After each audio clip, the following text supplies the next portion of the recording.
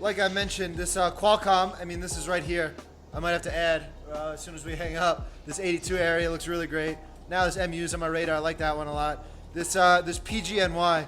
So I love their earnings. They had a great growth, great revenue growth quarter over quarter, even with all the COVID shit. Turning this resistance area into new support. Gave us a scare today. Came down and ticked that 2350 on like 100 shares, and then like just kind of like ripped back higher. It's like, but it's still good. Still within the range. I would love a close over 2450 today. And then yeah, that Costco in time. But just there's so much out there right now with the strong trending market.